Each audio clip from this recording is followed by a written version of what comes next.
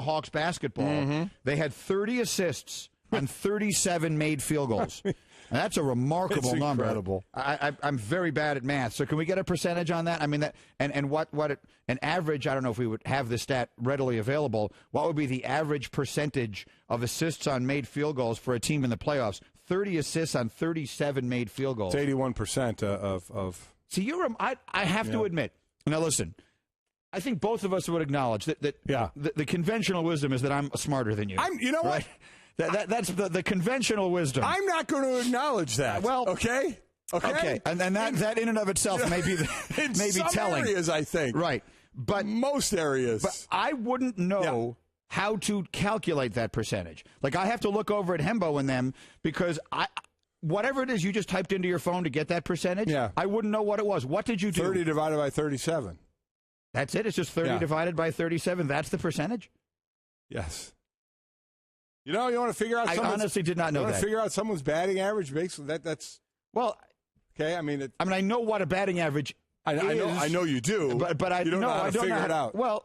I mean, it's kind of easy to do. You figure out what percentage of the... Yes, that feels easy. Well, I guess it's the same thing. It's the exact same thing. So 30 out of... Is it getting 30 hits and 30... Okay, it is the same thing. Yeah. Okay, You'd be hitting 810. All right, so I could have figured that out myself. You'd be hitting 810. Well, the Hawks hit 810 last night. They had 5 players in double figures. They had 22 points from the foul line. The Wizards had 8.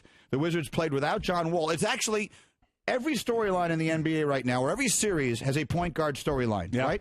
Right before the game last night, no John Wall. Right before the game last night, Mike Conley's playing. And you see Wall's team lose, Conley's team win. And then the 2 headline stories are from the series that resume tonight, Chris Paul 50-50, right, and Derrick Rose says he's fine after the shoulder stinger the other night. So there's a point guard story going on with every team left in, or yes, with every team left with every team. Or at least every series. I'm excited for the games tonight to see if Cleveland can even this thing up and see if Houston can even it up as well. See if we get 4 series that are 1 game apiece. But a good one. Certainly the surprise last night was Memphis. Even with Conley coming back, I'm not sure you knew what you could expect. You know, the guy got a face shield on, coming back early from facial surgery.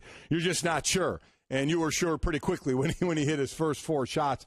And you look at a Golden State team, Greeny, the final score of this game was 97-90. So even with a Grizzly win, they didn't score over 100 points. You know what Golden State's record was when they've held their opponents under 100 points? Was it better than 8-10 percentage? Yeah, it was 100. It was 44-0. Yeah.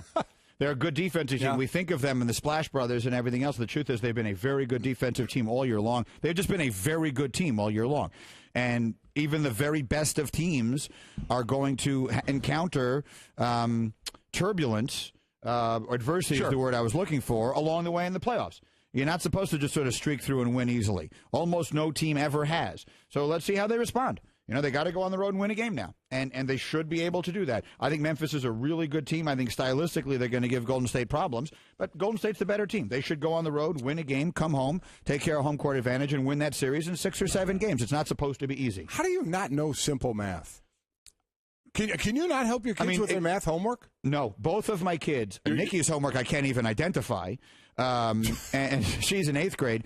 And even Stevie in 6th grade, I cannot really help him with his math. There are some things I can help him with, math-wise, but some things I honestly cannot. Yeah. Like he's doing inverse fractions, and I don't even know if that's the right word. I'm not sure that they're inverse or they're fractions. To be honest with you, he's doing stuff. No, I cannot. So they don't even with. Try to come to you anymore. They do try, and it's fruitless. I sit there and I pretend. It ended for me. I was very good at helping them, and then it got to the point where I would look at the problem they gave me, and I'd say, let's do it this way. Let's go to the back of the book, get the right answer, and try and figure out how we get there. Oh, are there answers in the back of the book? Normally, there are. I don't know. I didn't even know that. I know what I will do is Nikki will show me a problem, and I'll say, she'll say, do these look right to you, Dad? And I'll say, well, let me ask you, how strongly do you feel about number 2? What do you think? Because I have honestly no idea what I can help with. History. I'm good at that. I enjoy that. A little help with writing. I like to do math. No, I'm not good at math. I'm not. I mean, I'm good at extraordinarily simple math. Right. Like 9 times 7 I know how to do. And I can do those in my head pretty quickly. What's 9 times 7? That's 30. No, it's not. 63. Oh, my God. It is 63. It's 63. Okay, yes. I'm not great at math. Everything I know about math, I learned from playing blackjack. Yeah. Let me just tell you right now, you got young kids, you want them good at simple math, going up a good foundation, flashcards.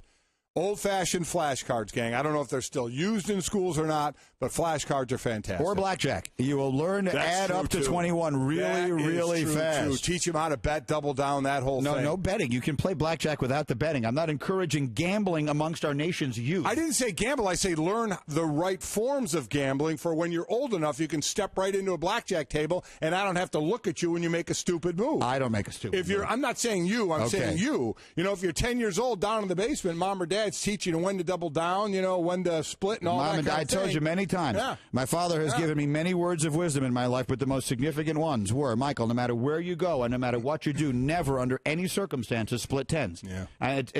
Those are words to live by. My wife split kings. I'm sorry, what? She did. I told this story. Your wife split kings? At the Mirage. At the Mirage. It was very early in her blackjack playing days. We were sitting together. This is, decades ago. Okay? I think that's grounds for divorce in the state of Nevada. We were at the table, and God love the dealer. He was she got kings, and I was like, and she's sitting. She's the guy's coming to her first before me, and she says, "I'll split them." And I said, "You don't want to split them." And the dealer was like, "Man, you're 20. I don't know what the dealer it's a winning hand. And she said, "No, I want to split them." And very early on, I gave up control. Sure. So I said, "Okay, split them. Yeah. Have a ball." Boom, like ace 10. She won both, and everybody else at the table got up and left. I wanted to get up and leave, but I couldn't. I was attached at that point. I couldn't leave. In for a dime, in for a dollar at that point. I hear you. Okay. Mike and Mike, so we got lots to do today. We got the